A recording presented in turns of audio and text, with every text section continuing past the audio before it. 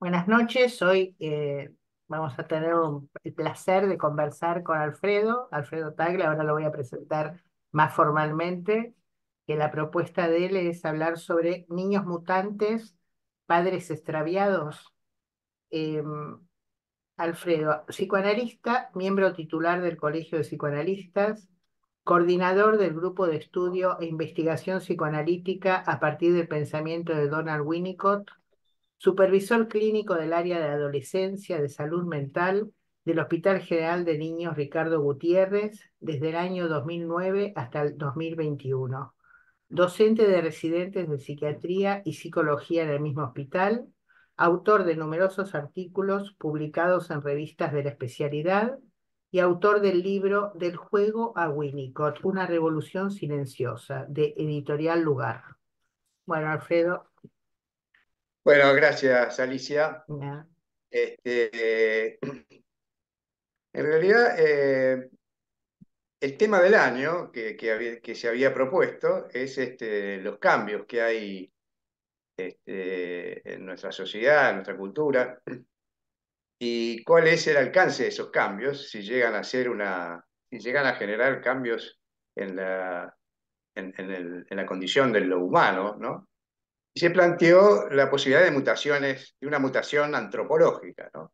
Lo cual, bueno, habría que ver qué significa, pero está planteado así como algo muy profundo, ¿no? En la posibilidad de cambio, dadas las condiciones de esta actualidad, sobre todo por el desarrollo de la tecnología, ¿no?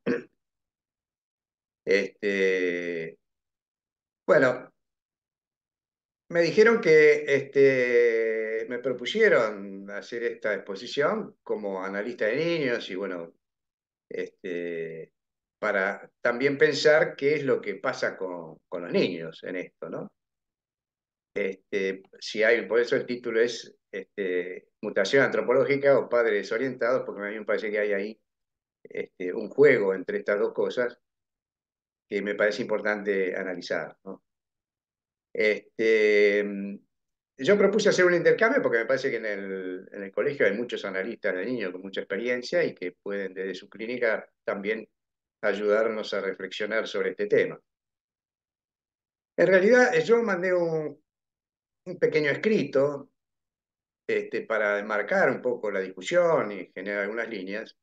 En realidad, ese escrito es más de preguntas y de abrir temas. Los temas que plantea y las preguntas que plantea son las mismas que planteó Diego en su exposición, ¿no? Este, o sea que me parece que es una continuación de eso, y estamos en la misma línea de preguntas e indagación, ¿no? En relación a esto, las distintas disciplinas propusieron, o bueno, están ensayando respuestas, ¿no? Algunas con bastante contundencia. Por ejemplo, todo lo que plantea Benasayak en la investigación neurológica, o sea que estos cambios tecnológicos producen una modificación del cerebro, concretamente, ¿no? Que la pueden observar. Hay cambios en la neurología, en la composición neurológica del cerebro, a partir de los procesos que se van produciendo a nivel individual por el uso de la tecnología. En relación a esto, él plantea que por otro lado, plantea que hay en la medida que se va cediendo algunas funciones a las máquinas, el cerebro va perdiendo la posibilidad de seguir sosteniendo esas funciones. Y que se observa esto neurológicamente, ¿no? Realmente es notable. Por lo menos a mí me llama mucho la atención que estos cambios pudieran observarse en la reorganización de las neuronas y en las neuronas que están implicadas en el proceso, ¿no?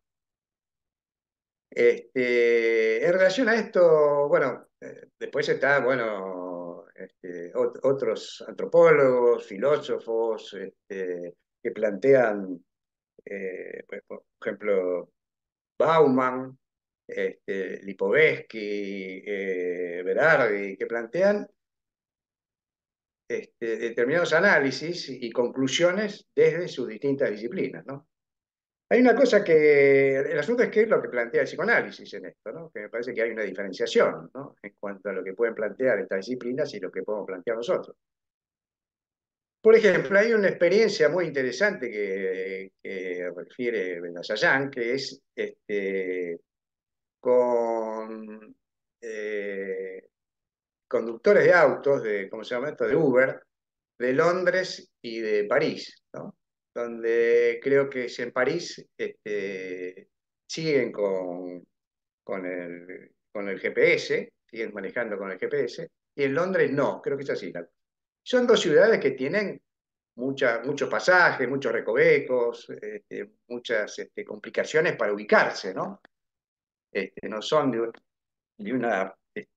diseño geométrico, no simplemente ordenado. Entonces, bueno, lo que se comprobó después de, no tengo claro cuánto tiempo se puso, entonces los conductores franceses seguían con el GPS y los de Londres no.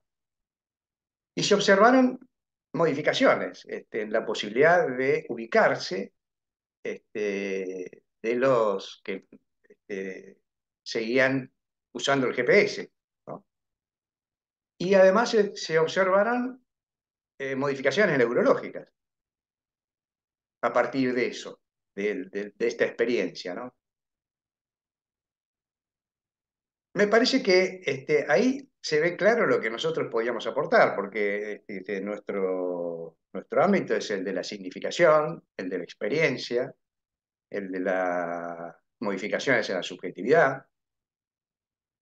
Y es interesante observar que, bueno, cuando uno se orienta por GPS, hay una serie de procesos que no se dan, ¿no? Por ejemplo, no hay un proceso de experiencia donde se encara algo nuevo. Uno cuando va buscando un lugar, va teniendo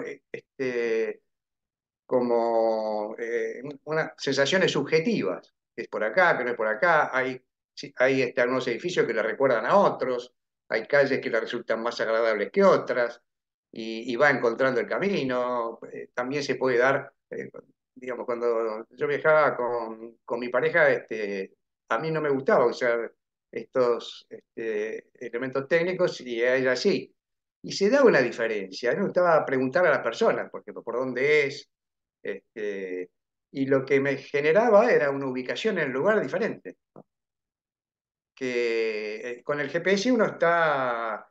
Hay algo que uno pierde a nivel de experiencia, ¿no? Y de significación también, ¿no? Entonces, bueno, en relación a esto, ¿qué podemos aportar desde el psicoanálisis, ¿no? La, yo creo que lo que está pasando, estamos en una extensión se habla mucho de colonizar, ¿no? Que desde estas herramientas se coloniza, incluso Benazayán plantea que se coloniza el cerebro en la medida que se le van sacando funciones, ¿no? Este, la colonización es un avance sobre territorios, sobre riquezas, sobre funciones que se genera una especie de expropiación y apropiación de eso que antes correspondía a otras personas, a otras comunidades. Este proceso de colonización con el capitalismo ha tomado una dimensión mucho mayor, mucho más rápida, mucho más difícil de controlar. Y a mí siempre me resulta claro y clarificador recordar algunos de estos procesos en nuestra vida común, ¿no? Eh, Mi infancia se ocurrió más o menos en la década de los 50. Yo vivía en un barrio periférico de la capital y bueno, había una cultura de la infancia que ocurría entre chicos. Los chicos más grandes entrenaban a los más, le enseñaban y entrenaban a los más chicos en hacer barriletes, en armar los cochecitos, jugar a las bolitas. Los adultos no participaban de esto. Este, Y había toda una cultura infantil que se iba transmitiendo. Incluso, por ejemplo, había unos cochecitos que se vendían en los kioscos, que eran todos iguales, de plástico más o menos blando, y que con esos cochecitos hacíamos carreras en la calle, ¿no? Eran calles de asfalto, entonces dibujábamos con tiza una pista y ahí hacíamos las carreras. Ahora, se generaba todo un proceso que estos cochecitos lo hacíamos preparando, le poníamos peso, le hacíamos una amortiguación cortábamos la gilet y se lo poníamos en los ejes para que tuviera amortiguación, y bueno, había todo un proceso. Y esto pasaba con los distintos juegos que había, con los carritos para tirarse la cara al paz, con los barriletes, había toda una tecnología que se iba generando entre los chicos, y algún chico traía algo nuevo y bueno, se usaba después por todos los chicos, había todo un proceso ahí. En un momento, bueno, en el 50 y pico, aparece la televisión. Aparece la televisión y aparece la publicidad. Y entonces empiezan a aparecer las primeras incidencias de la publicidad en la infancia. Una de ellas fue un aparatito que había, no sé si algunos llegan a poderse acordar de esto, que era, creo que se llamaba subiría o algo así. Era como una espiral, una subida, ¿te acuerdas? Pues era una subida que había que recorrer con una bolita de metal, entonces había que llevarlo hasta arriba. Y estaba en el aparatito, tenía una cúpula de plástico transparente y uno veía a través de eso cómo subía la bolita. Bueno, todos los chicos del barrio estaban con el subida. Ahí empezó a penetrarse la cultura infantil, desde la publicidad y desde el- ¿cómo se llama? El consumo y la ganancia. Y esto, bueno, se fue ampliando, ya la infancia fue colonizada, y esta cultura ya no fue más una cultura infantil, fue una cultura penetrada y utilizada por los comerciantes que querían vender juguetes a los chicos. En general, lo que hacían era también tratar de darle forma a las fantasías de los chicos o a las necesidades de los chicos para poder tener más pregnancia en la infancia, ¿no? Los chicos siempre se resistían, esa cultura infantil se resistía a esto y generaba como otras cosas. Por ejemplo, estos aparatitos se separaban porque alguno se rompió y entonces empezaban a usar las cúpulas estas transparentes para otras cosas, para hacer platos voladores, qué sé yo, distintas cosas que se empezaban a hacer con los pedazos de los juguetes que se dividían, ¿no? Pero bueno, lo que me interesaba era pensar en la actualidad, digamos, donde está la virtualidad. Parece que es una época donde surge la virtualidad. La virtualidad es muy vieja, la virtualidad es la que está en el teatro, la que está en el arte. Este, lo que pasa es que hay una colonización de la virtualidad, donde hay como una apropiación de la virtualidad por estos sistemas o por estos medios, ¿no? Y entonces, fíjense que justamente el proceso de constitución psíquica se da en un espacio virtual. La representación de una cosa por otra, la simbolización, la significación, se da en un espacio virtual. Entonces, bueno, la colonización de esa virtualidad genera interferencias en estos procesos naturales o bueno que los chicos y la cultura infantil iba generando, ¿no? En relación a esto, bueno, en el seminario que tuvimos de la infancia hace poco, el que propició Marina y Estela, hubieron casos de dificultades en la constitución del psiquismo, ¿no? Que fueron muy interesantes porque el proceso de constitución se dio en el ámbito de la terapia. Este, en el caso de Marina era un chiquito Daniel que tenía, creo que 3 años tenía ese caso y pues, tenía como ciertas conductas autistas y no estaba, no tenía una estructura psíquica ni acorde a su edad ni que pudiera utilizar representaciones, ni delegar, ni generar desplazamientos, ¿no? Y ahí se constituye esto en la medida que se genera este espacio virtual en la transferencia, y puede el chiquito comenzar a entrar en la posibilidad de la simbolización, de la representación de una cosa por otra. El caso de Estela, lo mismo, digamos, ¿no? Chiquito también, más grande el chiquito, pero también eh, muy carenciado en el sentido de la constitución psíquica, ¿no? También como diagnosticado como un trastorno general del desarrollo o algo de esto, ¿no? Bueno, y a partir del proceso que vive con Estela, puede hacer esta transformación de la caca, por ejemplo, que aparece en las sesiones, en juguetes, ¿no? Y hace este traspaso de significación eh, de la caca inicialmente, que tenía para él una significación importante, porque era un chico que se comunicaba a veces a partir de la caca, ¿no? En situaciones que resultaban traumáticas o angustiantes se hacía caca encima, bueno, cuando quería protestar se hacía caca encima. Bueno, cuando empieza a jugar con la caca en las sesiones con Estela, se empieza a producir esta posibilidad de, de traspaso de la significación y empieza a, a, este, a tener juguetes, o sea, a tomar ciertos elementos de la realidad como juguetes. Bueno, esto es lo que me parece que está de alguna manera interferido por o que tiende a interferirse más por esta colonización de la virtualidad. Y bueno, creo que esto es algo de lo que sería bueno charlar, ¿no? Una de las cosas que a mí me parece que está planteada en el escrito que yo planteé, que también lo planteaba Diego, es que parte de esta distorsión o esta dificultad en el procesamiento de los chicos tiene que ver con una alienación de los padres. O sea que a veces es más el efecto a través de los padres, de estos de padres desbordados por el trabajo, enganchados con estos medios de estas pantallas y que no tienen posibilidad de comunicarse con los chicos, o están con los chicos, pero están con el celular.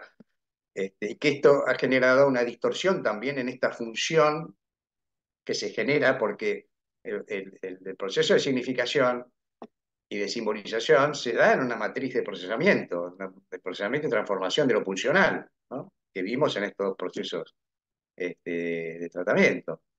Pero esta matriz de procesamiento tiene que tener una disponibilidad particular de los padres que es cada vez más difícil de lograr por las condiciones culturales que están en vigencia y que tienen mucho que ver con estas nuevas tecnologías, ¿no? Bueno, por eso el título es Niños mutantes o padres desorientados, ¿no? Porque me parece que estas dificultades, como aparecen en las dificultades de, de constitución, tienen que ver con los vínculos. Lo que uno ve en las consultas siempre son dificultades en los vínculos parentales que producen estas distorsiones, ¿no? Por supuesto, después está la incidencia que tienen estas máquinas sobre el proceso posterior de los chicos, ¿no? Bueno, abro a ver qué cosas pueden decirnos de estos en relación a si el acento está más... Y además lo que planteaba Diego también era, bueno, ¿qué hacemos frente a esto, no? Y a mí lo que me parece es que es necesario trabajar más con los padres y a veces demorar el contacto con el chico para trabajar un poco con los padres y ver qué es lo que pasa con ellos, cuál es el vínculo de los padres y los chicos, cómo organizan su vida familiar. Bueno, poder trabajar un poco con eso antes de trabajar con el chico, que no haya una delegación muy rápida, porque a veces pasa eso, ¿no? Los padres traen al chico y bueno, que se ocupe el terapeuta. Y esta desimplicación hace que el tratamiento sea menos efectivo, sea mucho más largo, ¿no? Entonces me parece que el trabajo con los padres es definitorio para poder contraponerse a esta colonización que está en curso, ¿no? Bueno, abro a la participación de los que quieran participar.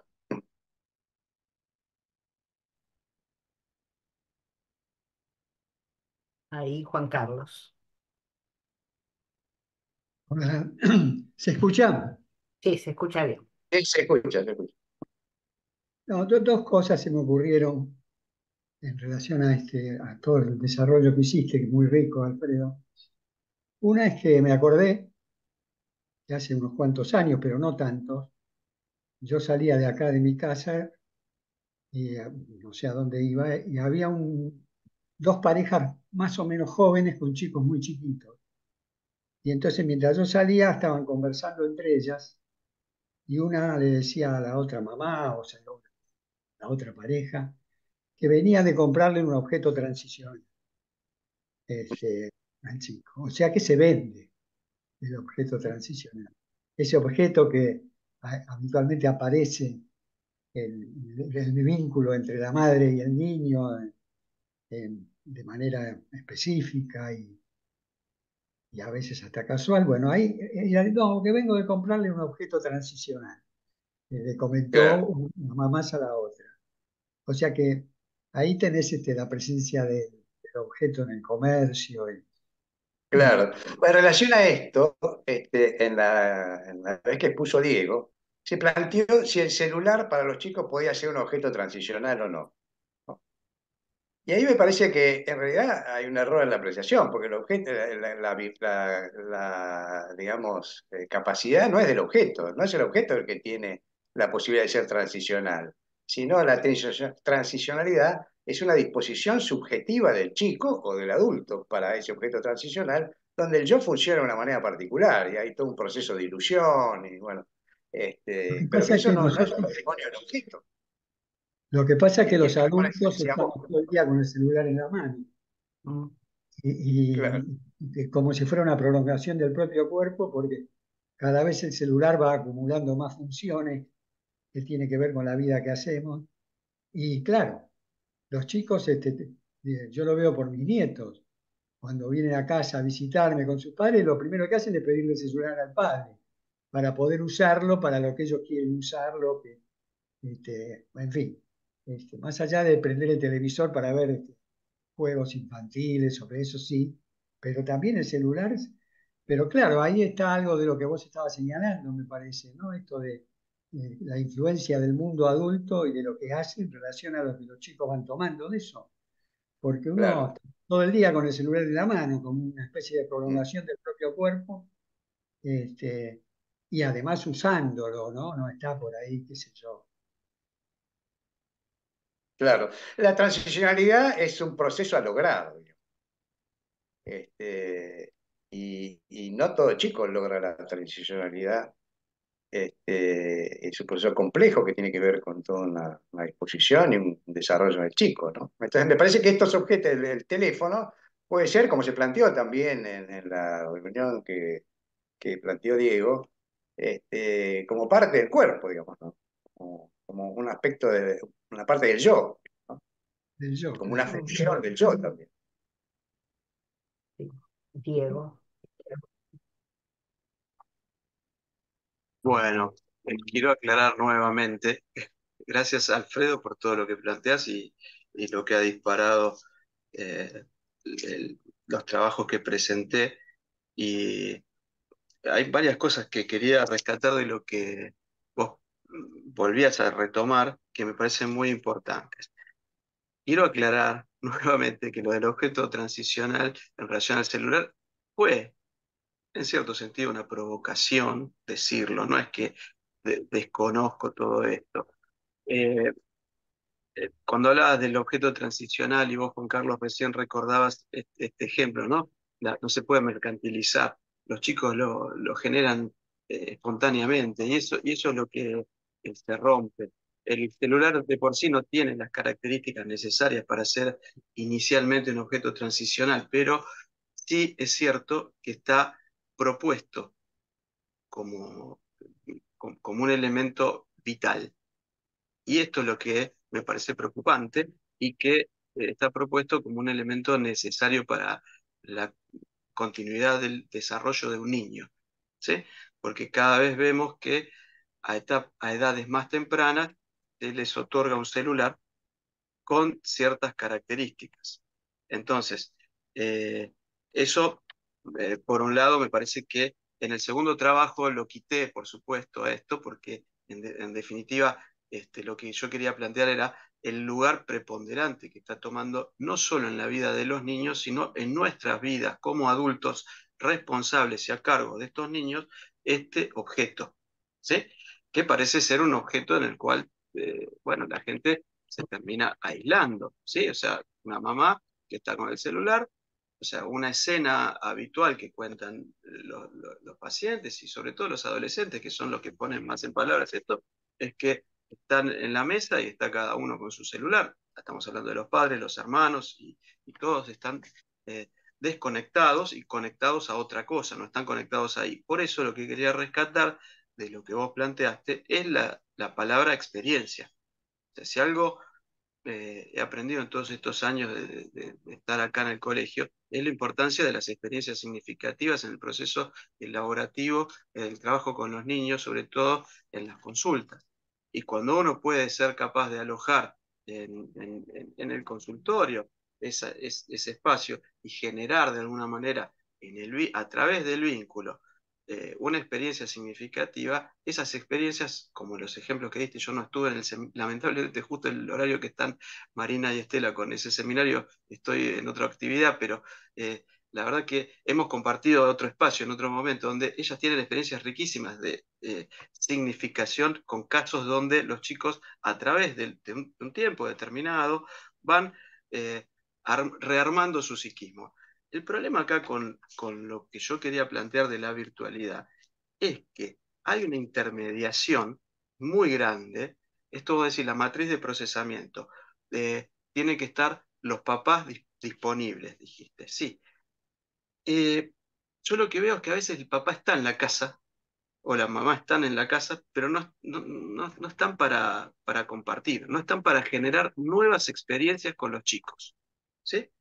Y esto lo veo y lo comento mucho porque, ac- digo, acá particularmente me pasa acá en casa, yo tengo un niño de 11 años y si él va a jugar a la Play, nos sentamos con él a ver qué pasa. No es que estamos interviniendo en el juego, estamos tratando de entender y de ver qué está construyendo y tratar de darle un otro sentido más allá de lo mercantilizado que pueda estar todo este tema. Porque detrás de toda esta colonización hay sistemas algoritmos que lo que están buscando es de alguna manera poner un elemento que está por fuera del ámbito familiar y de las significaciones que nosotros podemos dar, ¿sí?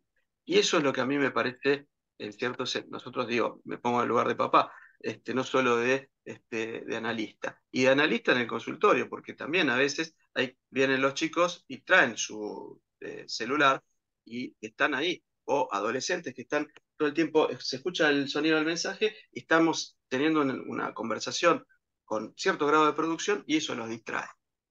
Entonces, eh, el tema me parece es que si tenemos que armar alguna cuestión de resistencia, sería estar presentes. A mí lo que me preocupa es que hay papás que están presentes pero ausentes. Y entonces un poco lo que yo quería plantear era, era eso. Y bueno, dejo que hable alguna otra persona en relación a esto, ¿sí? Bueno, María. yo respecto a esto quería aclarar algo en relación a la experiencia, ¿no? El experienciar, que es un término central en toda la teoría unicotiana, que tiene que ver con el proceso de entramado del mundo interno y el mundo externo en un espacio de ilusión. Y bueno, esto habría que desarrollarlo, es muy escueto decirlo así, ¿no? De entenderlo. Pero el procesamiento real se hace en la experiencia, en el experienciar, donde hay, la experiencia le ocurre, es algo que le ocurre al chico o al adulto, ¿no? No es algo que uno va a ver o que ocurre mirando. Por eso, por ejemplo, en este caso del GPS, ¿no? Si uno se orienta con el GPS, no está viviendo una experiencia, está guiándose por un esquema que hay en una pantalla. Pero eso no es una experiencia de descubrimiento, de incertidumbre, de cierto riesgo. Lo que yo me pregunto es, ¿qué cosas que los chicos viven en las pantallas constituyen una experiencia y qué cosas no? ¿Qué cosas los dejan afuera? Lo que los deja afuera los pasiviza. Los chicos a veces se quedan pasivizados mirando cosas en las pantallas, pero las que no participan haciendo una experiencia. Y esto genera un empobrecimiento subjetivo, ¿no? Entonces yo creo que hay cosas que sí pueden ser experiencias que los chicos vivan con las pantallas, pero habría que poder diferenciar cuáles generan una experiencia y cuáles no, cuáles los dejan afuera de una manera pasiva, ¿no? Bueno, Marina. Bueno, varias cosas. Justamente yo iba a agregar algo a lo que vos dijiste del caso Daniel, Alfredo, porque, bueno, ese niño tenía 3 años y tenía un diagnóstico de autismo, o sea, tenía todos los ítems, digamos, que se consideran de autismo, neologismos, no se dejaba levantar, no miraba los ojos, no tenía, no jugaba. Ahora, vos mencionaste la simbolización, ¿no? Y yo creo que hubo un elemento previo a la simbolización que fue el crear una zona de ilusión. O sea, primero de cierta omnipotencia torpemente mágica y luego la ilusión ahí sí empezó a aparecer la posibilidad de hablar, de simbolizar, de comunicarse. Lo digo como una precondición. Ahora, que entiendo, Alfredo, que vos estás de acuerdo, solamente para, digamos, poner el acento en lo primero y en la necesidad de la disponibilidad ambiental para que esto ocurra. Y ahí se enlaza con lo que decía Diego, que bueno, que ve que hay poca disponibilidad ambiental. Y esto sí puede tener que ver con las condiciones de vida actuales. Em, este niño que yo atendí fue en el año 2000, fue previo a los celulares en los niños, creo. Pero sí, ahora yo estoy recibiendo muchas consultas de directoras o directores de jardines de infantes que reciben muchos niños con trastornos del espectro autista, sobre todo después de la pandemia. Y muchos de ellos atribuyen parte de este enorme crecimiento de niños con dificultades de comunicación severas al exceso de exposición a pantallas y a dificultades en los padres para entender qué es lo que necesita un chico en esa etapa de la vida, ¿no? Y pensaba otro fenómeno que es el de los adultos que tienen hijos que manejan la tecnología y cierta fascinación del adulto frente al joven adolescente o que le enseña cómo tiene que hacer las cosas, a veces a regañadientes, y que se invierten muchas veces las asimetrías, ¿no? Cómo se va desdibujando el lugar del adulto. Esto Rodolfo habla de que el piso se les mueve a los adultos, ¿no? En uno de sus últimos libros, como un piso inestable. Nada, era un detalle que quería agregar, pero me parece que muchas veces lo que hace la tecnología es el camino corto, ¿no? Es decir, por ahí lo del GPS es como que, bueno, vos vas con una cosita que te dice lo que tenés que hacer, entonces no tenés que pensar en qué parte del lugar estás, para dónde queda el norte, para dónde queda el sur, por qué barrio pasaste, vas siguiendo las órdenes de algo y entonces es un camino corto, pero perdés el enriquecimiento del psiquismo, ¿no? No sí, sé. porque en la búsqueda sin el GPS hay emociones, hay dudas, hay temores, hay, bueno, ilusiones, hay un montón de cosas que van pasando cuando uno entra en un lugar que no conoce, ¿no? Todo eso es, que es parte de la experiencia, no se vive, ¿no? No, Se yo siguen tuve las instrucciones al GPS. Me parece que esto pasa con otras de las manifestaciones de la tecnología. Yo tuve una experiencia hace varios años en Italia que tenía que tomar una carretera. Yo iba como copiloto y teníamos en ese momento se llamaba Tontón el GPS en Italia, no sé, que hablaba en inglés. Bueno, nada, parece que la carretera estaba en reparación, pero el Tontón no se había enterado y estábamos yendo para adelante, para atrás, agarre para la derecha, agarre para la izquierda. Te digo que en un momento yo no sabía en qué parte de la península estaba, así que me bajé en una estación de servicio y me compré un mapa gigante de toda Italia, un mapa de esa zona y tiré el Tontón a la miércoles. Lo más divertido es que metí el Tontón en la cartera y adentro de la estación de servicio había un baño. Entonces el Tontón tenía voz de hombre, ¿no?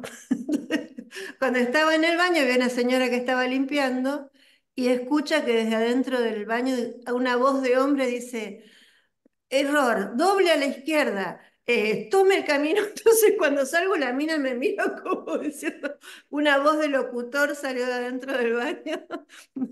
Bueno, esa fue mi primera experiencia con el Tontón. Este, pero bueno, la sensación de no saber dónde estaba y de que estabas como una boluda siguiendo las órdenes de... Bien, bueno, ahora me levanté la mano yo y después Liliana, y hay una pregunta de Estela en el chat. Em, Cuando, Alfredo, me mandaste el título, la verdad que me gustó mucho porque justamente, como decías al principio, este tema de mutantes está desde el comienzo con el tema del año y está muy imbrincado a la pertinencia o no de nuestras modelizaciones conceptuales, realmente, ¿no? O sea, porque, bueno, digamos, yo veo que ahora muchos autores hablan de cambio antropológico. Y, y también esto de extraviados, porque es como, bueno, fuera de la vía, fuera del rumbo, ¿no? Como que los padres fuera del rumbo. A mí me resulta muy difícil pensar la cuestión del lugar que ocupan las pantallas sin articularlo con los tiempos de constitución del psiquismo, porque una cosa es un adulto con un psiquismo constituido que usa el GPS y como demuestra la investigación de Benazayá, que eso puede hacer que ciertos circuitos y nos remitimos al proyecto de Freud, ¿no? Ciertos circuitos dejen de usarse y demás. A un niño en el primer año que se le dé el celular como manera de calmarlo, a un niño más grande. Me parece que tenemos que relacionarlo con los tiempos de constitución del psiquismo. A mí me parece que con relación a infancia en particular, no sé, a ver qué piensan los demás, realmente siento que más allá de que uno siempre está intentando ajustar las maneras en que los conceptos buscan modelizar las situaciones clínicas, el sufrimiento y demás, estas situaciones que están pasando más bien muestran que son eficaces nuestras maneras de pensar la humanización, ¿no? De la infancia. El requerimiento inapelable al adulto humanizante, por ejemplo, como algo que no se logra sustituir por nada, ninguna otra cosa, ¿no? Cuando decías, por ejemplo, en el escrito, con cierta frecuencia dichas manifestaciones se acompañan con un marcado apego ansioso a alguna pantalla, reaccionando en forma extemporánea como ante un dolor insoportable cuando se intenta separarlo de la pantalla. Hace poco estaba leyendo un texto en el cual Randall, el neurólogo, mostraba una investigación donde veían que algo que me pareció muy impactante, que el dolor físico y el dolor por el rechazo de un otro se experimentan en la misma zona del cerebro, que otros tipos de afecto, otro tipo de emociones no coinciden con el dolor físico, ¿comprenden? Entonces eso me hacía pensar que realmente esto de los primeros tiempos, donde la ausencia del objeto, los primerísimos tiempos, ¿no? Directamente exponen ni de angustia ni nada, exponen al dolor físico, es exactamente equivalente, ¿no? Lo cual me decía, no sé, me impactó, ¿no? Me parece que es algo además que está muy coincidente con los desarrollos de Freud en el proyecto, pero como la cuestión es así de que a tal punto es imprescindible la presencia del otro que se experimenta en la misma zona. ¿Entienden? Y esto era una investigación con adultos, ¿m? Donde les hacían evocar situaciones de desamor y de pérdida de alguien amoroso, alguien querido, y activaba las mismas zonas, ¿no? Como que todo este estudio por imágenes permite también chequear este tipo de hipótesis, ¿no? Yo creo que Freud ahora estaría fascinado directamente con las cosas que ahora podría pensar. Entonces, en ese momento, por ejemplo, la pantalla, que es cierto, muchos padres o muchos adultos lo ponen, eh, de repente, mm, vos hablabas justamente con Winnicott, es uno de los autores, me parece, más interesantes para pensar estos primeros tiempos, y lo que decías me hacía pensar también en Bion cuando habla de la capacidad de soñación, ¿no? Como para poder pensar, para que se genere un aparato del pensar, se necesita un adulto con capacidad de ensoñación. Y entonces uno diría, en la actualidad, ¿cuántos adultos tienen esa capacidad, esa disponibilidad y esa posibilidad de criar un niño y tener esa capacidad de ensoñación, que implica un descentramiento de sí mismo muy importante, una oferta de la ilusión, ¿no? Como decía Marina y vos mismo, una oferta de la ilusión en el sentido más potente, ¿no? Creo que eso está absolutamente en crisis por muchísimos motivos, porque además nosotros hablamos generalmente de población, diría, clase media dominantemente, pero pensemos los millones de adultos que están en situación de campos de refugiados, de guerras y demás, todos con los niños. Uno de los grandísimos problemas en este momento es la cantidad de niños pobres que hay, la cantidad de niños huérfanos, ¿no?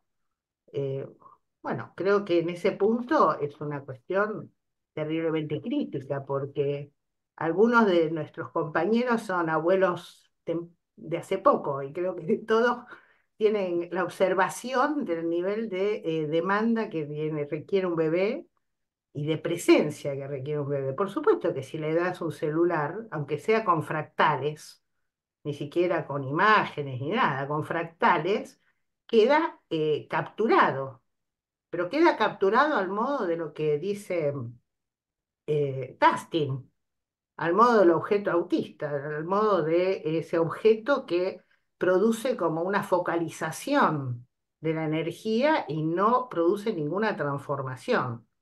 Entonces, creo que una cosa es la pantalla en esos primeros tiempos, que yo creo que es devastadora y tiene que ver con, la decía Marina, con toda la cantidad de casos de autismo o de espectro autista que hay, ¿no? Otra cosa es un niño en otras edades, que de hecho los franceses hace muchos años que tienen una pauta 3, 6, 9, 12 en relación al acceso al celular. Es cierto que el celular ha cobrado un valor narcisista enorme para los niños. Yo creo que no es un objeto transicional, no tiene las características para propiciar esto que vos decías, Alfredo, esa transformación del yo. Por empezar, porque se rompe.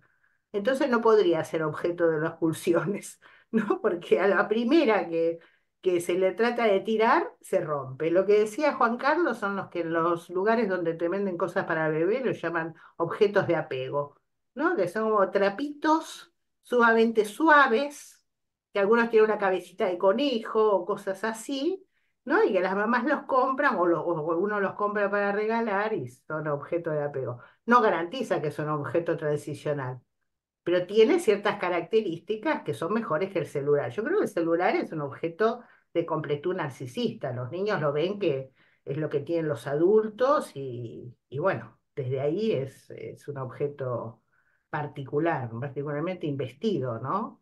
Eh, y acuerdo desde ahí que creo que lo más central en este momento es el trabajo con los adultos, el trabajo con los padres y que realmente, no digo que no sea necesario para muchos chicos un trabajo individual, pero sin el trabajo con los padres e incluso un trabajo preventivo con los padres, ¿no? Ya desde la preocupación de Eva Giberti de Escuela para Padres, ¿se acuerdan? ¿No? Bueno, un trabajo así de ayudar a los padres que no estén tan extraviados. Tenemos una cultura que cada vez los extravía más, en el sentido de que incluso lo dijo Rafael cuando vino en la presentación, en un momento hizo una referencia a cómo muchas veces los padres ahora no saben qué es lo que sería bueno para los hijos, qué es lo que sería bueno aprender, qué es lo que sería, ¿no? Qué los equiparía mejor y que estaban desorientados. Bueno, yo creo que ahí tenemos una función importante. No sé cómo se podría implementar, se podría decir, ¿no?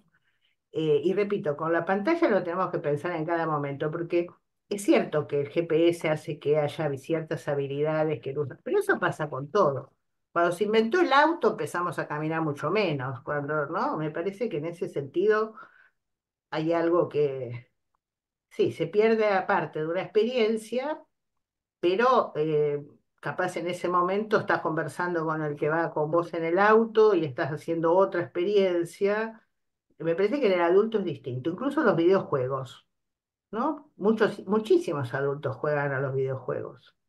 Yo no sé ustedes, pero yo tengo por mi parte asumo que es un área del jugar que no conozco, que cuando me he asomado un poco me ha asombrado de la complejidad que tiene, de la riqueza artística que tiene.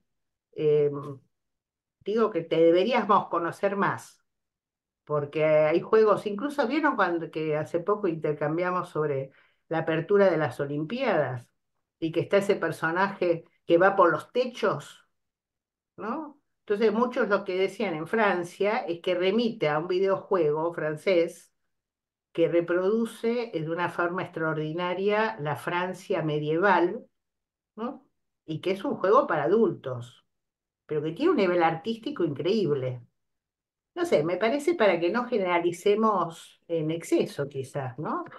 Eh, en ese punto es. Ahora Liliana está. No sé si vos querés contestar o querés Y No, quería por ahí agregar alguna cosa.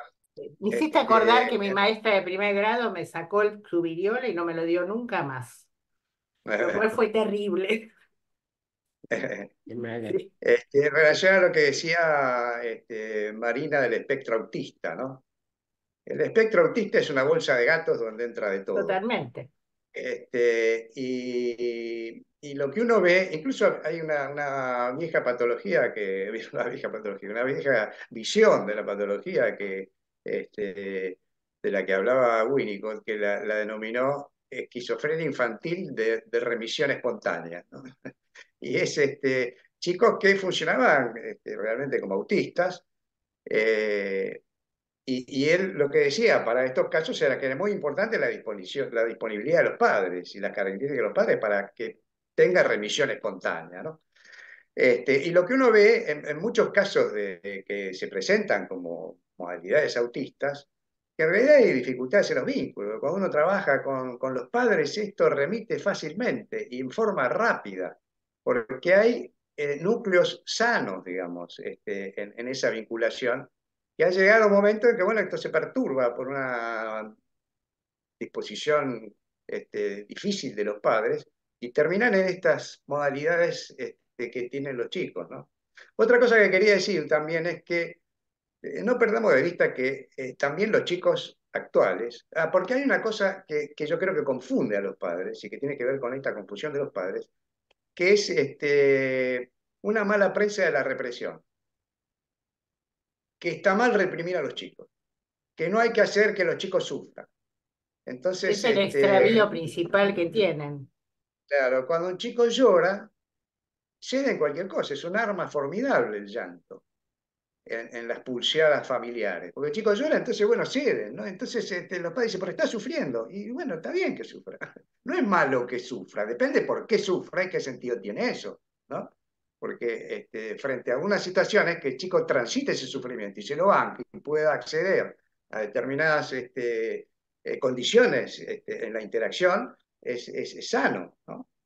Pero bueno, lo que quería decir es que también con esta disminución de la represión que ha llegado a límites nocivos, los chicos en general son chicos más espontáneos, más libres. Uno lo ve con mucha claridad. La gran mayoría de los chicos llegan a preescolar sabiendo escribir, sabiendo leer, no escribir. Y algunos también escribir, pero están alfabetizados desde muy chiquitos, ¿no? Y tienen una capacidad de autopercepción y de decir lo que les pasa que no tiene nada que ver con los chicos de mi época, por ejemplo, y de muchos de ustedes tampoco, ¿no? Eso también ha generado un proceso que yo creo que esta mala prensa de la represión tiene que ver con el psicoanálisis, ¿no? Lo que pasa es que está el otro aspecto de la represión, que es el estructurante, el que genera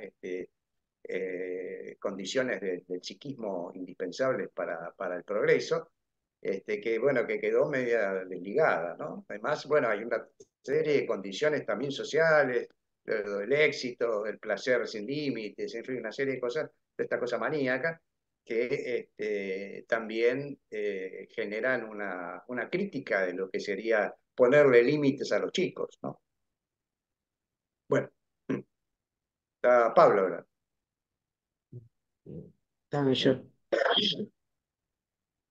Estaba Estabas yo, vos, creo, sí. ¿no? Sí, estabas vos. Lo que pasa es que había salido del lugar, no sé por qué. Sí, no sé, se corrió todo. Si no querés mostrar. Bueno, dos o tres cosas, perdón, ¿puedo? Creo que sí, no sé qué dice Eh, Alicia. sí, No, porque sí, no está hay Pablo problema. con la mano levantada hace No rato la y veo, no la veo, Alicia. Bueno, dos o tres cositas. Una, por ahí es un poco desde, desde el lugar médico. Este, no es que cuestiono, pero sí creo que hay que investigar un poco más antes de generalizar, como la abolición de determinadas funciones neurológicas, por ejemplo, ¿no? A mí me parece que, como cualquier investigación, merece un tiempo, merece una cantidad de observaciones, merece un intercambio. eh, me da la sensación de que hablar de abolición desde lo biológico es peligrosísimo porque en realidad podemos pensar que entonces no hay recuperación. Y entonces no tendría sentido que nosotros estemos hablando del tema porque, bueno, ya los chicos que ya fueron alterados. Y yo creo que no es así. Creo que todo tiene posibilidad de reversión. Un poco esto que se está planteando hoy sería un camino, yo creo que hay varios, pero también creo que yo no trabajo con niños, pero sí trabajo con adolescentes chicos, adolescentes de 13, 14 y un poquito más también, y con adultos mayores, en donde la sensación de que hay cosas que se perdieron o cosas que se ganaron en los distintos cambios evolutivos, sociales, culturales, tecnológicos hoy día, que algunos nos espantan y otros no los terminamos de entender. ¿No? No sé si ustedes lo compartieron en algún momento, pero yo me mandaron un videíto en donde hay una criatura de unos 2 años más o menos, caminando por una casa, este, con un muñeco en la mano y acercándose a un lugar de la casa y diciendo algo que no se terminaba de entender en la grabación, pero en concreto lo que decía era, Ale, poneme la música que papá tiene en el auto. ¿Quién era Ale? Era Alexia. Entonces el nene iba a pedirle a Alexia que le ponga la música que el papá tiene en el auto. Y Alexia le contestaba, no la tengo, pero te puedo poner otra, ¿te sirve? Y él le decía, ofa, y se iba. eh, Hay más ausencia humana, imposible. Entonces, ¿cómo se va desarrollando esa psiquis? Y seguramente todo lo que se está enunciando acá y mucho más. Eh, con respecto, son varios, los tiro así y después en todo caso son temas para charlarlo, pero El otro tema que a mí me preocupa es lo que hablaban del espectro autista, ¿no? Que para mí es un gran negocio. Lo digo desde lo que sé de la medicina, es un gran negocio. Es decir, en este momento hay cuestionamientos importantes dentro de este, la- el espectro diagnóstico en educación, en donde le piden a los padres que hagan un reconocimiento, ustedes lo deben saber mejor que yo, ¿no? Un reconocimiento de si los chicos miran para acá, no miran para allá, una criatura de 1 año, de 1 año y medio, si se sostienen bien parados, si no se sostienen bien parados, y con eso hacen como un formulario y un diagnóstico. Y si se diagnostica como espectro autista, no se manda al psicólogo a los padres ni al psicólogo al niñito, se lo medica con Ritalina. Y el laboratorio tiene las arcas llenas de lo que obtiene de la Ritalina. Entonces digo, como todo esto que se está hablando a mí me parece que es sumamente importante porque tiene que ver con todos los procesos de cambio. Vos, Alfredo, hablabas de del uso del GPS o de esos sistemas. Bueno, yo durante muchos años no manejaba, entonces manejaba a mi esposo. Yo no tenía la más mínima idea de por dónde íbamos, porque total me llevaban. Cuando me puse a manejar, tuve que aprender dónde tenía que doblar, dónde me correspondía ir. Digamos, yo no perdí la función porque no la usé, porque deposité en otro. Es decir, la función no la utilizaba. Yo creo que hay que reutilizar las funciones, hay que estimular la reutilización y fundamentalmente eso yo lo veo en los adolescentes, ¿no? No sé si otros que trabajen con adolescentes lo verán también, pero cuando se empiezan a estimular las funciones, la situación va cambiando, no solamente por, eh, por el contexto ambiental, como planteaba Alicia, sino porque hay algo de una posibilidad de reconocimiento de la necesidad propia, ¿no? Bueno, yo sí dejo eso. Sé que hay varios para hablar.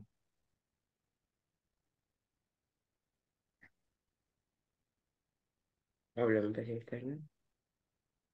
Está Ahora Pablo sí, ahí. ¿no? Lo mío es muy cortito, porque Alfredo, vos trajiste un texto de Benazayag. Yo no accedí, no lo leí al texto, pero vi un reportaje que le hizo, o sea, más del lado de las pantallas, lo mío, por eso digamos, no es muy riguroso. Pero en el reportaje, lo que entendí que decía Benazayag es que si bien, digamos, la tecnología va anulando ciertas capacidades neurológicas, habilita otras, digamos. Claro. Y Benazayag lo que decía es, esto pasó con todas las tecnologías, no es que es ahora con el celular, sino hablaba del libro, digamos, ¿no? Cómo, eh, digamos, la difusión del libro o la invención del libro fue cambiando, digamos, sí, como cambiando funciones psíquicas o funciones neurológicas de acuerdo a esta nueva tecnología en ese momento, digamos, ¿no? Digo porque o sea, por eso, fue un reportaje, por ahí no tiene la rigurosidad del texto, pero me dio la sensación que lo que decía Benazayag es anula algunas cosas, pero abre otras, ¿no? Y un poco me parece que lo decía Marina en el sentido de, bueno, nosotros tenemos como habilitadas ciertas capacidades con respecto al uso de la tecnología y nuestros hijos, por lo menos mis hijos, tienen otras. Entonces, esto que Marina cuenta, a mí me pasa que por ahí le pido ayuda a mis hijos por alguna duda o algo que no sé usar tecnológicamente, digamos, ¿no? Entonces digo, eso, quería por ahí esto que yo entendí de lo que dijo Benazayar, por ahí no es tan así, pero esa fue la sensación que Eh, me dio en ese reportaje. Nada claro, más. sí, tenés razón, tenés razón. Lo que él plantea es que hay una delegación en la función que ejerce el aparato, y en esa delegación dejan de funcionar algunas conexiones neurológicas o algunas organizaciones neurológicas, pero quedan disponibles. Lo que él dice es que esas mismas neuronas o esos mismos circuitos se reutilizan en otras funciones. Ahora, lo que él dice, que es muy interesante, es que esa reasignación requiere un tiempo, y en algunos casos es bastante largo. Y lo que él dice es que lo que no se da es el tiempo para esa reasignación. Entonces, que hay delegación, o sea, hay funciones que se dejan, pero no se propicia el tiempo necesario para que esas neuronas o esas estructuras se empleen en otra cosa. Eso es lo que plantea. Bien. Pero sí, es cierto, Sí, plantea sí. que hay una reubicación de estas funciones, de estas capacidades funcionales en última instancia, ¿no?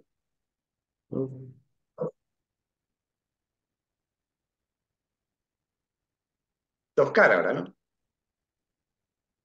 No sé qué pasó Doctor. con Alicia. Estás Alicia, muteada, Alicia, estás muteada. Y está ausente, Yo no, no le veo la imagen tampoco. no, estar estoy, no la pero debo veo. estar en otra página. Pero Ah, Oscar ya ahora se desmutió, bien. A ver, estoy, estoy por ahí, Estás, sí. estás en la ahí está, virtualidad, sí. pero estás. Qué Ah, dudo. estás Uno oscura. termina dudando dónde está. Y sí está. Eh, a ver, voy a tratar de ser breve porque los temas que están desarrollando, mi intención es algunos de ellos tratar de tomarlos en septiembre. Pero hay un punto, a mí me parece que como estamos en un periodo que es de transición, efectivamente hay posibilidades de dar casuística de casi todo, porque las modificaciones y posibilidades son múltiples. No es que está instituido ya un sistema que coaguló socialmente, se estableció de modo unánime. Venimos de experiencias. Podemos contar todavía que una regla puede ser una espada, un caballito, tomando lo que decía Alfredo al principio. Eh, a mí lo que me parece que hay algo que sí es decisivo, que es que si bien, como en un momento creo que dijo este hombre Berti, el hombre ha sido siempre tecnológico. Él incluso llega a decir siempre fue algorítmico. El problema es que ahora estamos en Siempre algoritmos va. matemáticos. Pero el tema es que el algoritmo matemático es otra cosa y nos acerca mucho más a lo que César Azaki viene insistiendo hace tiempo, del universo cyborg y de un espacio cyborg. Es decir, se está constituyendo otra cosa. En ese sentido, creo que la diferencia entre el auto a las distintas transformaciones tecnológicas, ¿no? Alicia mencionaba el auto, es que el auto podía ser un desarrollo tecnológico que nosotros podíamos seguir usando. Es decir, nosotros manejábamos el auto, teníamos que aprenderlo y hacer experiencia en el auto. Como también podemos tener que hacer experiencia en el GPS, no sé qué les pasa a ustedes, pero uno hace experiencia en la lectura de datos e indicios que va diciendo el GPS. Saber, por ejemplo, que en el medio de una autopista, cuando te dice doble NU, hay algo que es un poco complicado. Pero esos problemas hacen también experiencia. Es cierto que es una experiencia mucho más pobre y tiene algo mucho más complejo, que es que la máquina, en términos, sobre todo de la última transformación, que es el tema de la inteligencia artificial. Yo creo que Ahí, Se, Se te se escucha. interrumpe, Sí, Oscar, no se interfiere bien. el sonido. Esto Da último de una repetirlo. cualidad distinta a esta discusión, es la inteligencia artificial. Porque aquí ya no es que uno maneja, perdón, esto último que vendría a ser inteligencia artificial. Ahí nos perdimos porque se Hola. interrumpió. Volvé a repetirlo, por favor. Pero ahora se escucha lo que estoy diciendo. Mi Ahora sí, pregunta, pero ¿se escucha? tu pregunta anterior no se escuchó. No, yo no sé desde dónde no se escuchó, pero yo lo No, que decía, no. que lo que ha producido una modificación. Hola. Hola, sí. A A ver, ver. esperen que voy a hacer un último intento. Sacá la imagen, Oscar, Hola. sacá la imagen, a ver si anda mejor. No, no, no es la imagen, esto es otra cosa. ¿Ahora se escucha? Ahora se te escucha. Cuando Ahora se comentás escucha. se te escucha, que se escucha las preguntas. Bueno, ahora no te escucho a vos, pero Dale. Dale, ahora dale te que se Seguí, perdí. seguí. Ay. Bueno, lo que Seguí. decía es el tema de la inteligencia artificial. Creo que como modificación tecnológica, esta es una modificación de una envergadura enorme porque ya no es que nosotros manejamos una tecnología, sino que la tecnología nos maneja. La tecnología produce significaciones. La tecnología puede hasta de modo planificado generar sentidos, instituir sentidos sociales.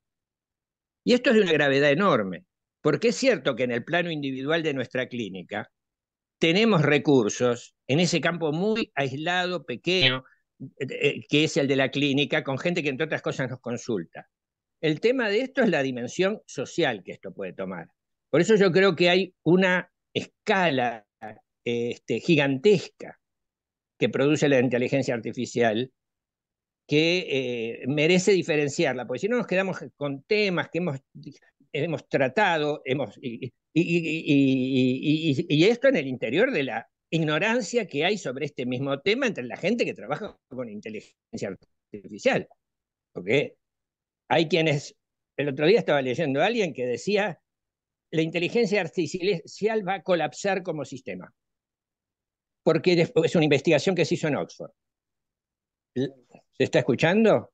Sí, Sí. sí. Sí. Es una investigación que se hizo en Oxford. Aparentemente, con la cantidad y magnitud de información, llega a un punto en que la máquina empieza a decir cualquier cosa. Empieza a decir, pasar cualquier tipo de información, con lo cual peligran como sistema de manejo de datos incluso. Yo no sé si es cierto o no, es imposible, lo tomo como referencia y casi y anhelo que sea así, porque lo que se está jugando es un destino humano. Es decir, todos estos temas que nosotros podemos estar tratando se pueden tratar porque nosotros estamos humanizados, los pacientes nuestros están más o menos humanizados, pero lo que no sabemos es a qué nivel se puede llevar esto en las condiciones además del capitalismo actual. Bueno, nada más. Bien. Y Ok. vuelvo a mi inexistencia acá adentro. Virtual. Mariana o Dani, no sé. Y los dos. Los Yo dos, quería decir perfecto. algo y Dani también. Bien. No, yo quería decir que vengo tratando de entender cómo se construye la noción de prójimo, de semejante, de próximo, de alteridad, etcétera.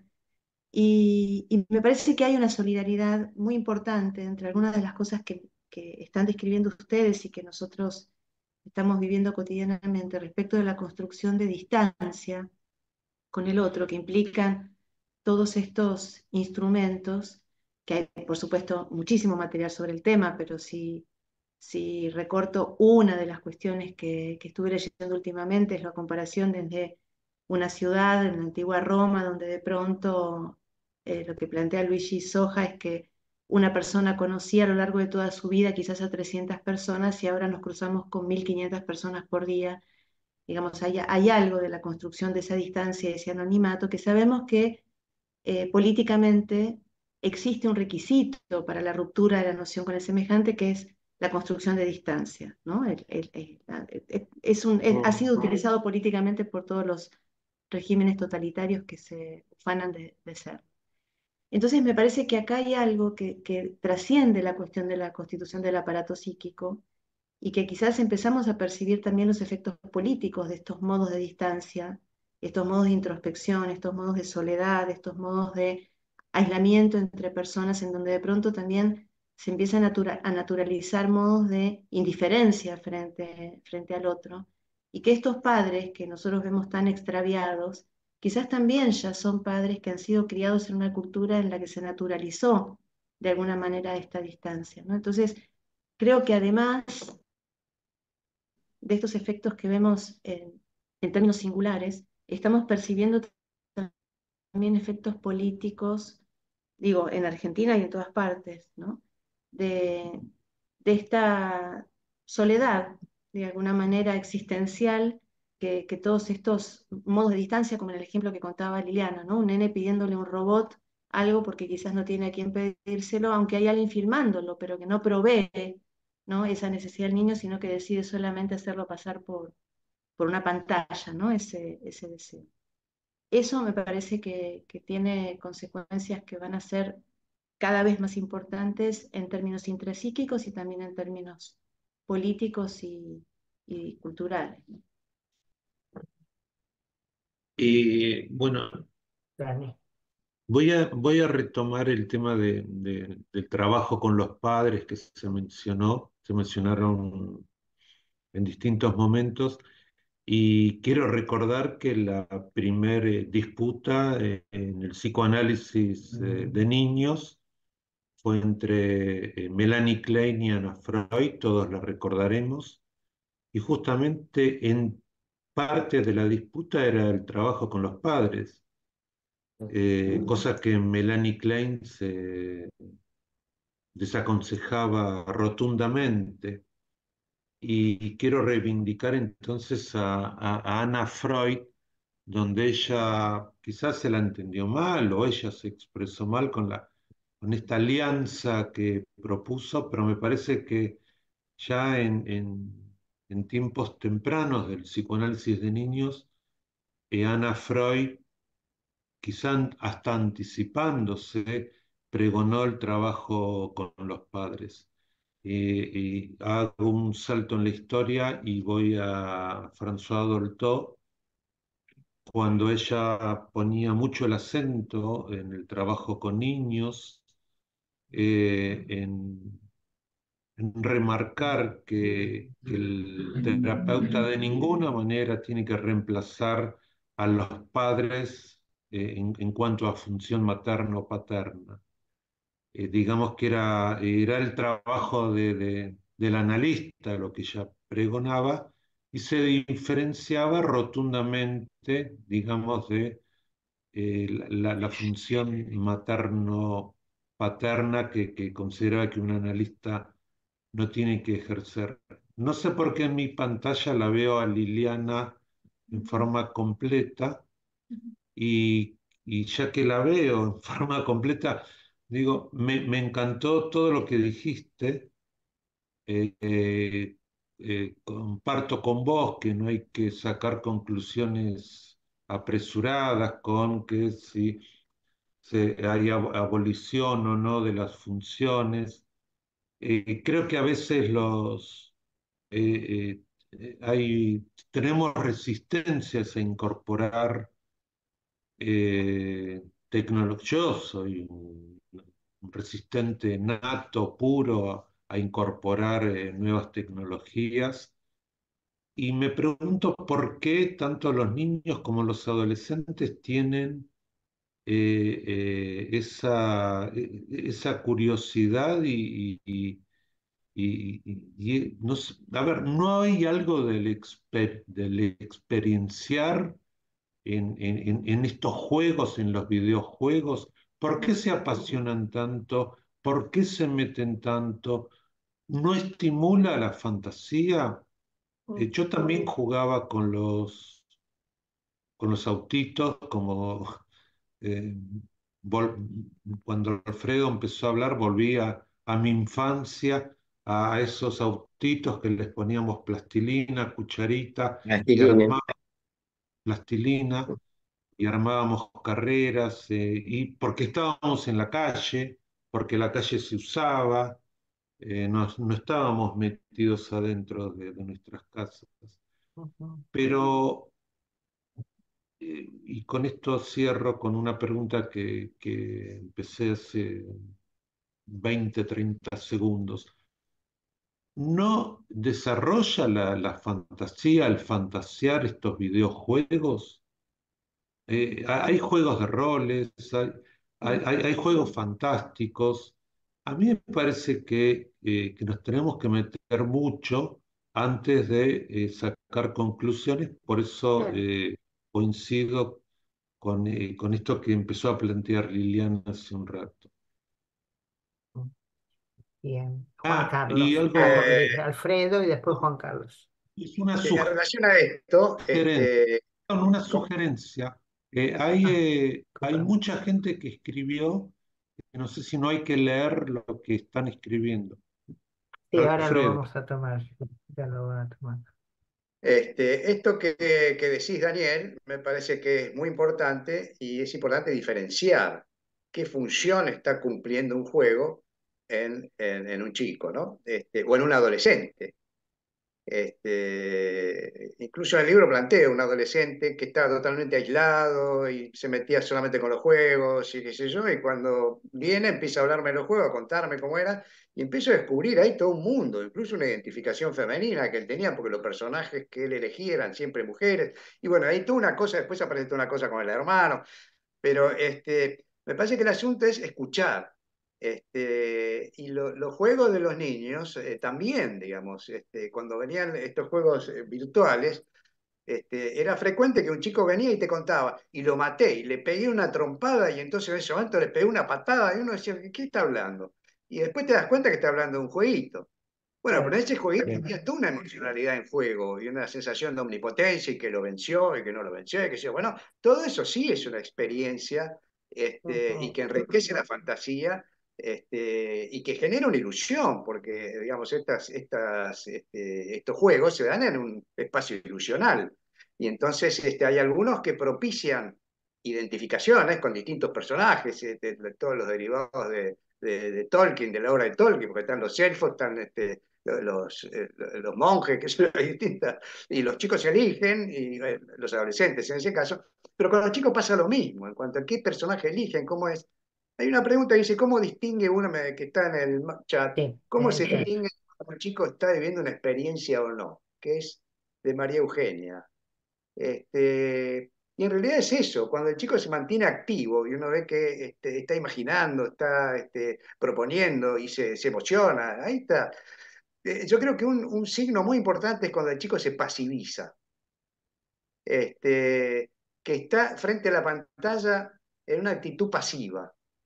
Y Sí. entonces, incluso se ve, por ejemplo, cuando hay chicos que están mirando televisión, chicos y algunos adolescentes también, y no eligen el programa, están ahí y lo que viene, viene.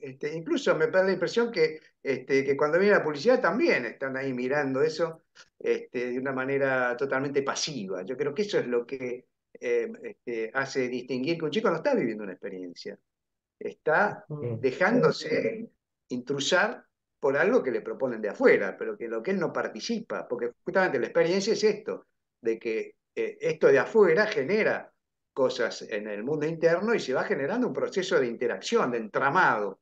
Y esa es la experiencia. El experienciar es un entramado entre el mundo externo y el mundo interno, pero ese entramado se da en un espacio de ilusión. Y ese espacio de ilusión puede ser tranquilamente un jueguito, ¿no? El asunto es que propicie la experiencia y que no genere la pasividad o la pasivización, ¿no? Este sometimiento. Por eso yo planteaba lo de colonización, ¿no? Porque la colonización implica una anulación del colonizado. Entonces, por ejemplo, cuando vino este aparatito, como muchas otras cosas que podrán decir otros, lo único que podía hacer uno es tratar de subirlo arriba de la cosita, pero no, digamos, era un papel totalmente pasivo, de la Era un imaginación, del juego. desafío. Era un desafío. Claro, pero es un Pero desafío un limitado, desafío. es una Sí. vez, ya después ya está, digamos, ¿no? En cambio, estos autitos, como lo que decía Daniel también, generaban imaginación, acción, el compromiso corporal. Yo creo que en la experiencia es fundamental la participación del cuerpo, ¿no? Aunque sea de una manera imaginaria, que el cuerpo está presente, porque cuando hay emociones está presente el cuerpo, ¿no? Pero bueno, algunas de estas cosas yo creo que generan pasivización y ese es el signo importante a tener en cuenta, ¿no? Bueno, de acuerdo a esa pregunta. Bien, Juan Carlos, y después revisamos los chats y Diego levantó la mano. Pero bueno, a ver Juan Carlos y Diego cortito y vemos No, los sí, chats. me acordé dos cosas. Me acordé una vez que estuvo, no sé cómo tiene, por qué lado articula con lo que estamos hablando, pero lo voy a mencionar. Hace como un par de años lo invitamos especialmente a Ricardo Spector a hablar de la relación entre lo neurológico, el funcionamiento cerebral y las relaciones, representaciones psíquicas y sociales que el sujeto tiene. Y yo me acuerdo que lo que mencionó es que eh, la vida de relación desde siempre, desde la temprana edad en adelante, genera cerebro. Hay, se generan más eh, asociaciones cerebrales, pero incluso crece el cerebro, si por cerebro entendemos no solamente el tamaño geométrico, sino la enorme población de articulaciones que se van generando y que son nuevas. En ese sentido, creo que va en consonancia con lo que están diciendo, la actividad cuanto más rica sea del chico en el juego y en el intercambio con otros, probablemente contribuya a la inversa a un desarrollo cerebral más rico también, porque las dos cosas son diferenciables, pero están profundamente ligadas. Y lo otro que es una pavada que voy a decir ahora, pero que me parece que por algún lado tiene que ver con el tema, es que cuando yo era chico, o no tan chico ya, los partidos de fútbol se escuchaban por la radio. Había locutores famosos, Fioravanti y otros, y comentaristas que te comentaban un partido que no habías visto. Alguien te contaba el desarrollo del juego, que no es lo mismo que ver un partido, pero no había televisión todavía. Y después, en el entretiempo, había un comentarista que te comentaba, hacía un análisis del juego. Y ahí, evidentemente, había una exigencia sobre tu imaginación, de dejarte, digamos, contaminar por esos comentarios y por el modo de relatar, e incluso de gritar los goles, porque se diferenciaban Fioravanti de Bernardino Veiga, etcétera, etcétera. Y uno estaba ahí escuchando la radio y no tenía otra cosa con la que comparar porque la televisión todavía no había llegado, con lo cual se darán cuenta que soy bastante viejo. De manera que Discúlpame, eso, por eso lamentablemente te hiciste de River, porque escuchabas la radio. no, en eso la verdad que reconozco que fue una buena elección. Nada, eso. Bien. Bueno, Diego, cortito, Bueno, en sí. relación a esto Podemos Cortito. yo ver quería agregar el chat algo a lo que y decía sí. Ajá. Juan Carlos, que es cierto eso, la virtualidad no es un patrimonio ni una creación de esta época. Había mucha más virtualidad en esas imágenes que uno se hacía de los jugadores cuando escuchaba la voz.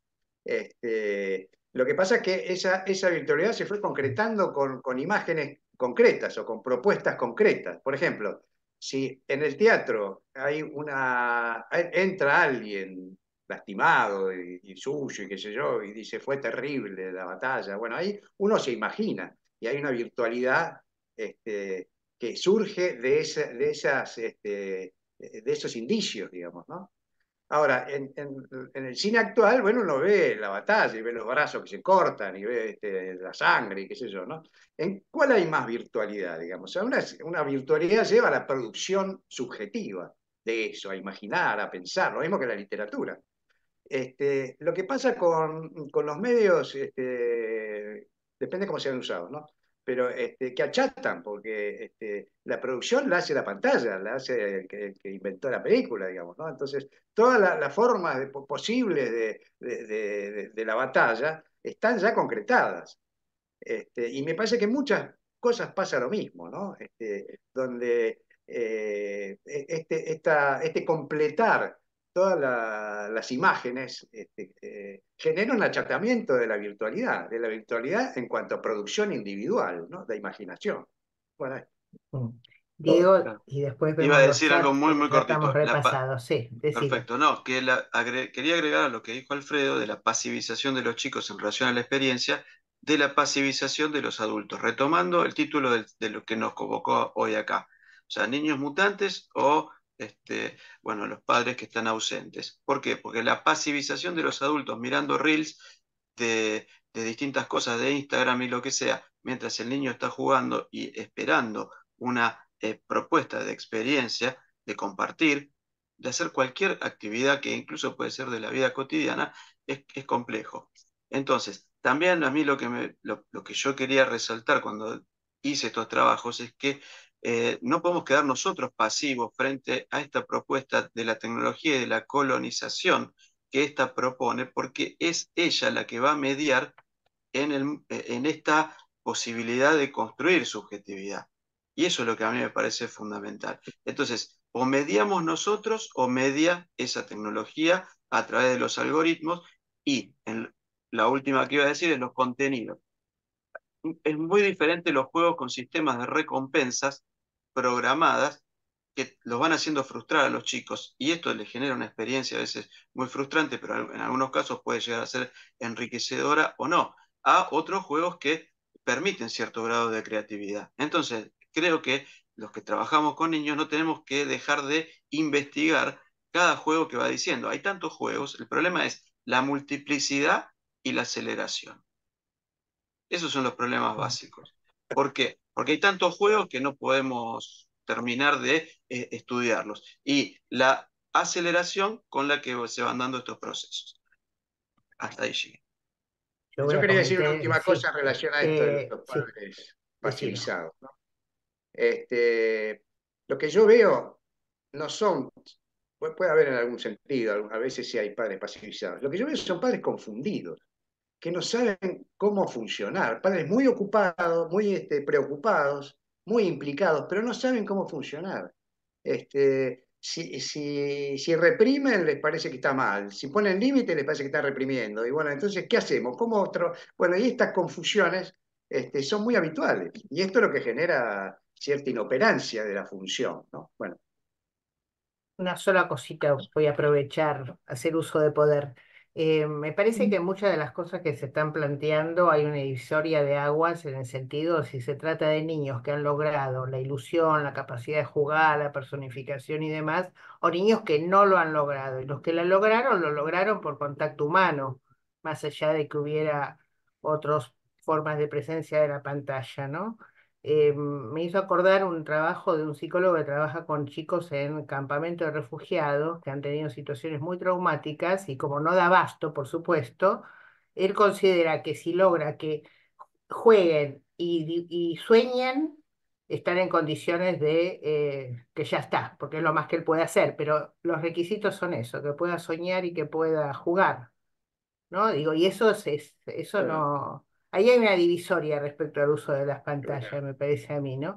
Yo sugeriría que leemos lo de, por el horario, leemos los chats, recordemos que va a estar la reunión de elaboración, donde esta va a ser una de las reuniones que vamos a retomar y que está el WhatsApp de reflexiones para todo lo que vayamos siguiendo pensando, ¿no? Estela pregunta qué pensás de la terapia virtual en niños y adolescentes.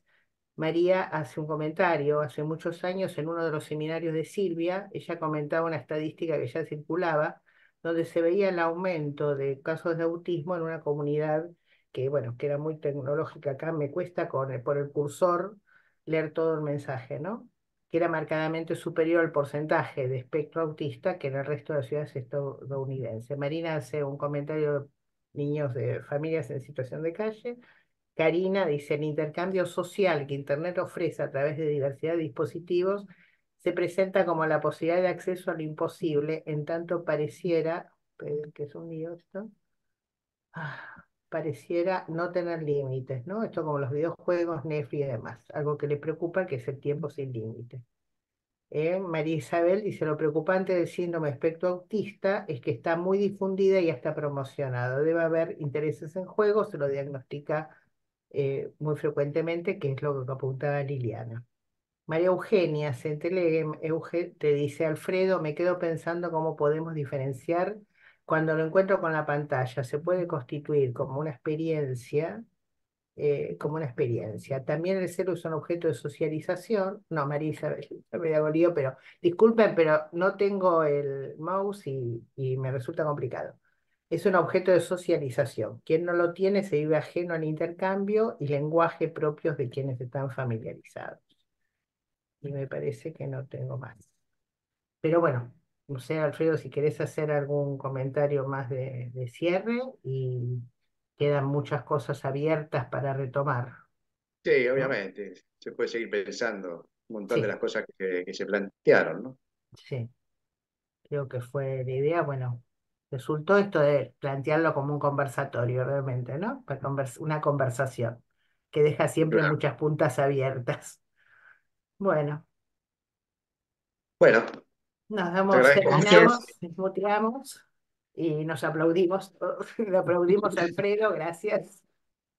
Gracias, Alfredo. Gracias, Gracias, Gracias, Alfredo. muchas gracias. Gracias a todos por la Gracias. participación. Por favor. Muy bueno. Gracias, Alfredo. Gracias. Gracias. Gracias. Chao. Muchas Gracias. gracias. A todos. Gracias, Alfredo. Que estén bien. Gracias.